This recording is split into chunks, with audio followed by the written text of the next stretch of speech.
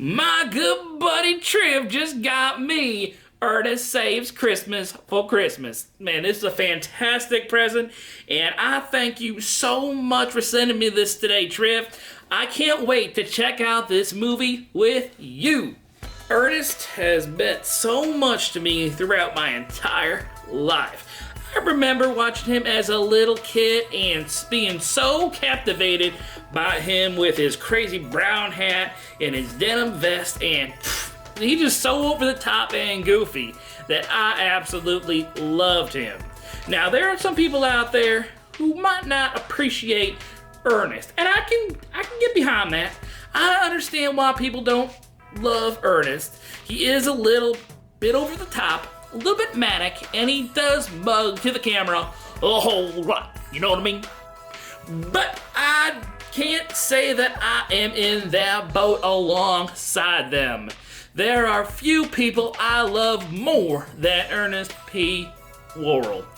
Although, Weird Al Yankovic is a close second. So I'm excited to pop this baby into the DVD player, and let's go have a look at Ernest Saves Christmas.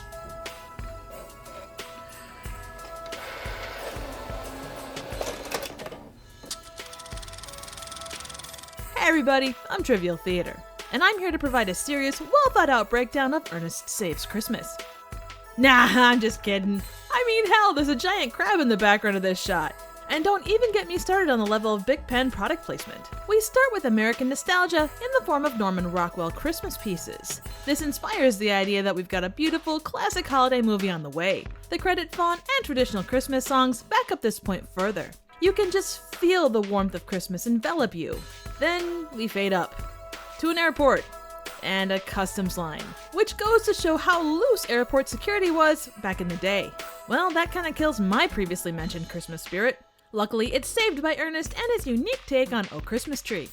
Oh Christmas tree, oh Christmas tree, oh Christmas tree, oh Christmas tree, oh Christmas tree, oh Christmas tree. After picking up a man claiming to be Santa, we get one of this movie's many car stunt scenes, and a classic Ernest chuckle as he nearly mows down 3 random guys.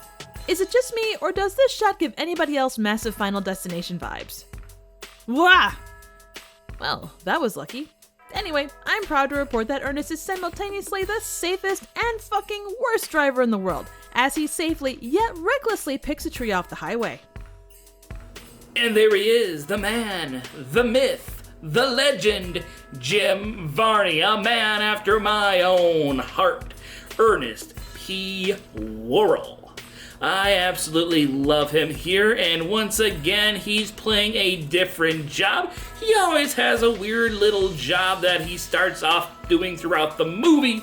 He's usually a janitor, or a handyman, or here, he plays a taxi cab driver. In a subplot featuring classic Ernest performers, we get a karate reindeer doing its best board break demonstration. We then learn that a fire extinguisher is the right response to hooves appearing from a giant crate.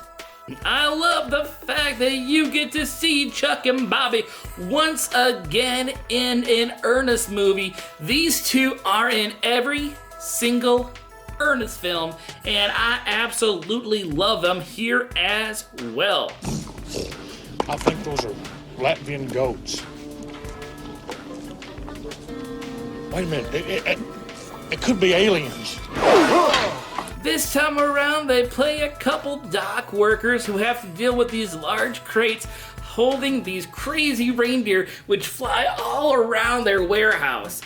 Oh, flying reindeer. That's not us. No. You need air traffic control. Yeah, air traffic control. And at the end of the movie, we even get a little twist ending where we see it happen once again. This time, it's not magical reindeer, but the Easter Bunny. It turns out that Ernest's passenger is indeed Santa, who has to find a replacement before the magic of Christmas runs out. You know what, Trivy? Even before we get to meet Ernest, we're witness to one of the kindest, sweetest, most lovable men of all time, Douglas Seal, playing Santa Claus. I absolutely love this actor and this character. The name is Santa Claus. I love all of the crazy, off the top of his head Santa puns and the oblivious businessman that he talks to. What line of work you in? Toys, mostly. No fooling. You been in it long? Longer than you can imagine. Oh, I hear that. You know what I'd really like for Christmas? Snow. Snow? I could have sworn you wanted a CD player. He is so nice and sweet that he could be a bona fide Disney character. Wait a second, you telling me that he is a Disney character? That's right, Douglas Seal plays a Disney character, the Sultan in Disney's Aladdin. I'm not going to be around forever, and, well, I just want to make sure you're taken care of. I think this man is a perfect Santa Claus, and I don't think that I've ever met a better actor for this role. Along the way, we meet way too many barrettes attached to a runaway named Harmony. I really love the actress who plays Harmony Starr, aka Pamela Trenton in this movie, and her name is Noel Parker. I'm pretty sure that they just cast her because her name is also the name of a Christmas carol. Noel, Noel, Noel, Noel. She is pretty spectacular. Here is that 1980s alt-rock kind of punk girl playing fantastically alongside of Ernest. Excuse me, but he really is Santa Claus. You see that infectious insanity? This man needs to be isolated. Are you getting it? Uncle Herbert will be shocked. Maybe it's some kind of a mistake, a clerical error. Is this the way government really works?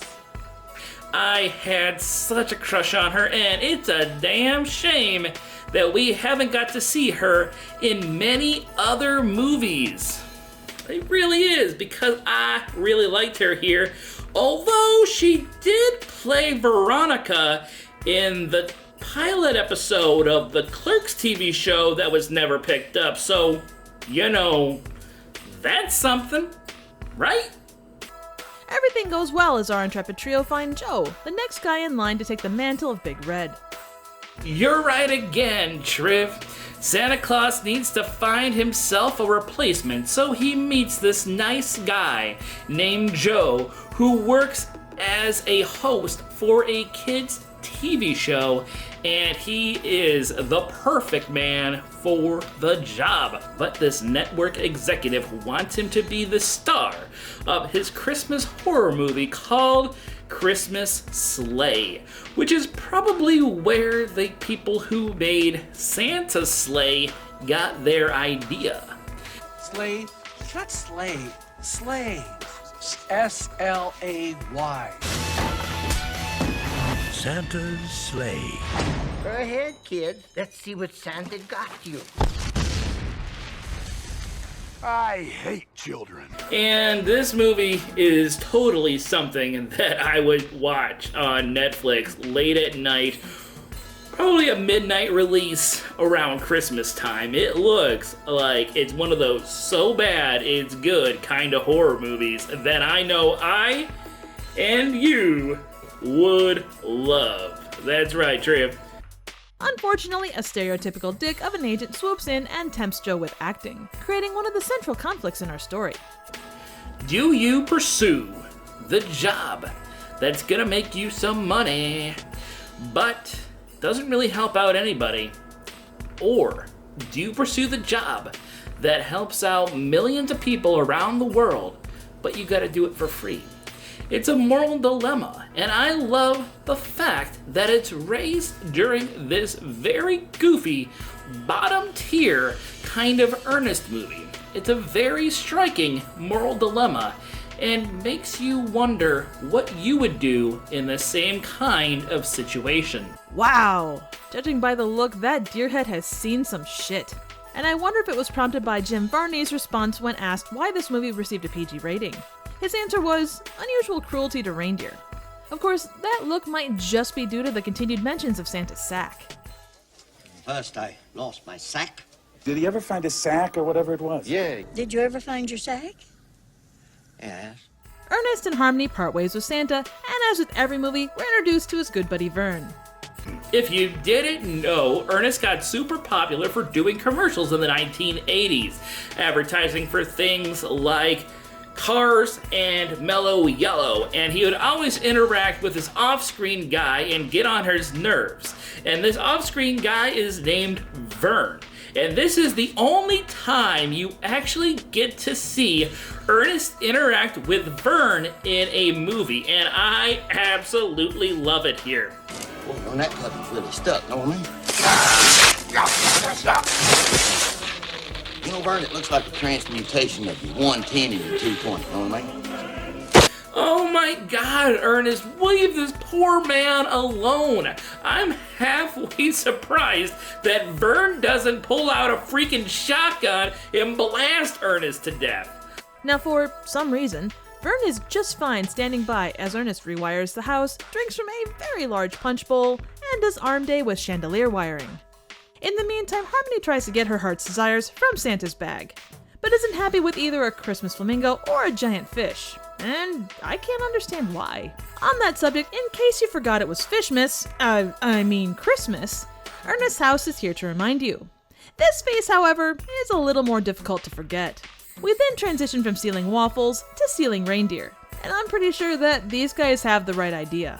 Either way, Santa ends up in jail, taking not at all suspicious fingerprints. He ends up leading a successful rehab program by teaching his various co-inmates Christmas songs. This is a bit of an aside, but I think that the set designer might have been feeling a little cheeky with this Christmas card right here.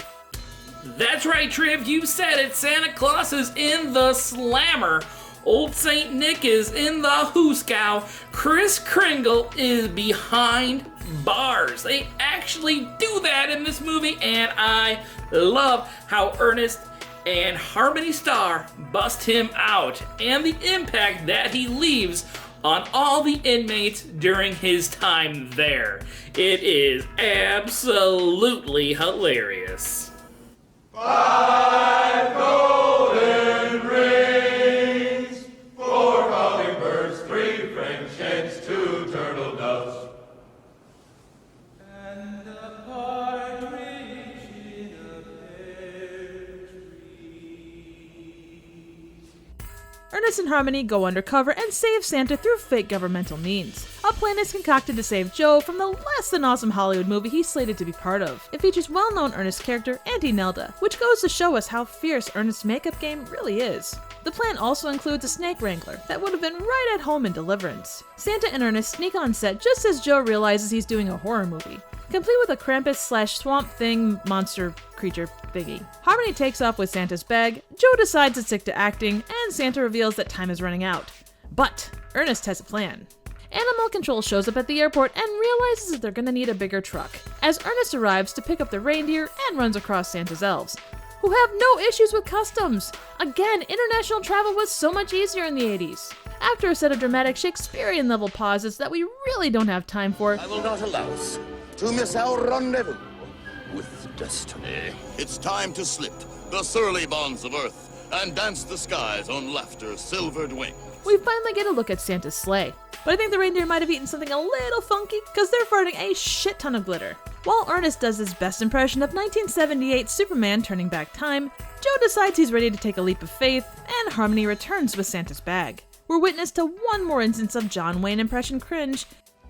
Keep your nose clean, little lady. Old Santa finds love, new Santa takes off to deliver toys with Ernest in the driver's seat, and we get an appropriately fitting end slate. Now, Ernest Saves Christmas is the highest grossing movie in the series for a reason. It's a sweet, goofy thing perfect for Christmas. Definitely worth adding to your Christmas watch list. Lo and behold, Triv, there is so much to love about this Ernest movie. I absolutely love every single minute of it. I love Ernest with Santa's magical sleigh and his magical reindeer and how he forgets the name of all of them. On Comet, on Cupid, on Donder, Squeaky, Squeamish, Dopey, Grumpy, Blister. Yeah, that's good. Blitzeye! Very, very funny. The scene where he makes it snow in Orlando was also quite magical. And I love how crazy and over-the-top Ernest's house looks in this movie. This movie is a big old jolt of nostalgia to the system. And anybody who disagrees with me and you deserves a big old lump of coal in their stocking come Christmas morning. Thank you so much for sending me this present, and I loved talking Ernest with you. Thank you, Triv, and remember to keep on watching.